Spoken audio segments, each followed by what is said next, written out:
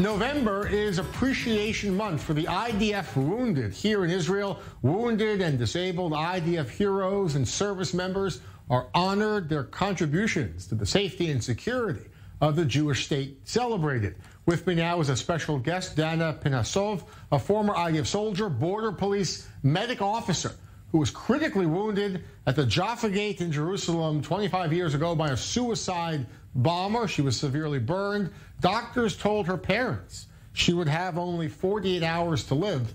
She recovered.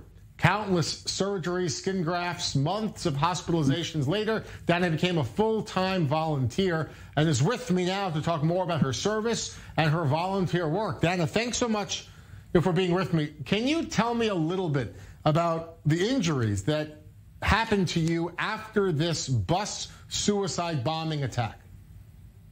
Okay, first of all, the bus happened not in Jaffa Gate, but in Jaffa Street.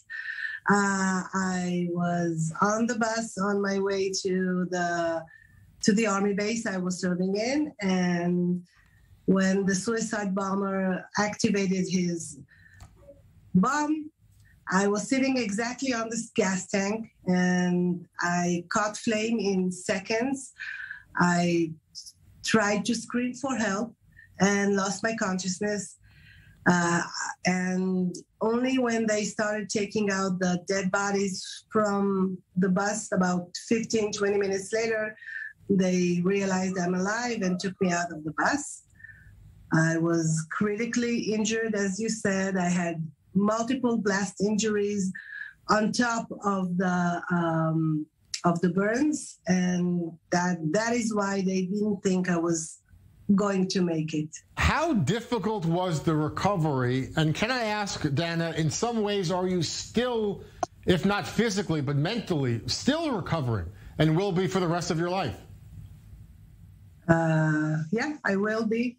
I am dealing it. It's a daily fight. You have to keep doing it mentally and physically for the rest of your life once something that difficult happens.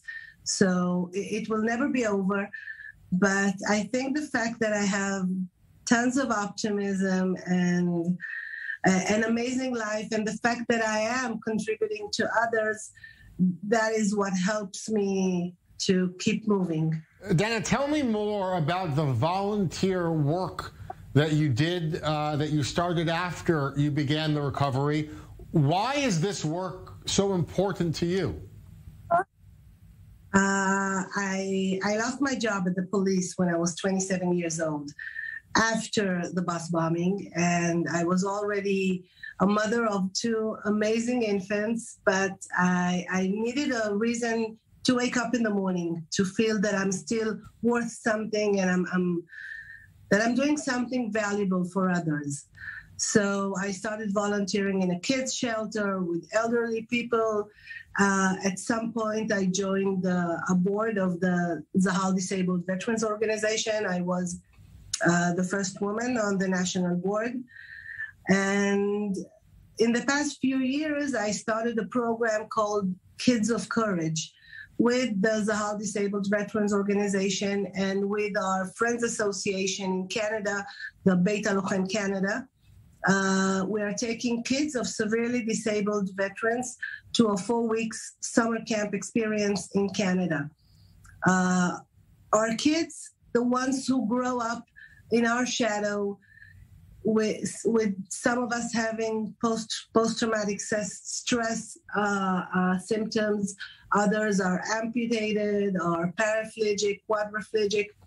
Our kids have to grow up really fast.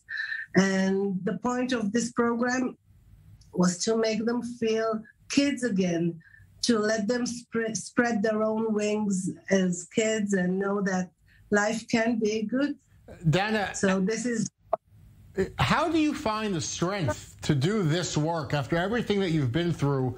I mean, so close to losing your life. How did you find the strength to recover in the hospital painfully and slowly? How do you find the strength to do this work as well? I think for me, this kind of work is kind of paying it forward. I went through hell when I was injured, and I needed to find something good, and I wanted to change the world. And this is my way of changing the world. When I see those kids year after year walking taller when they're going back home, this is what keeps me ticking. This is how I find the strength to do it year after year.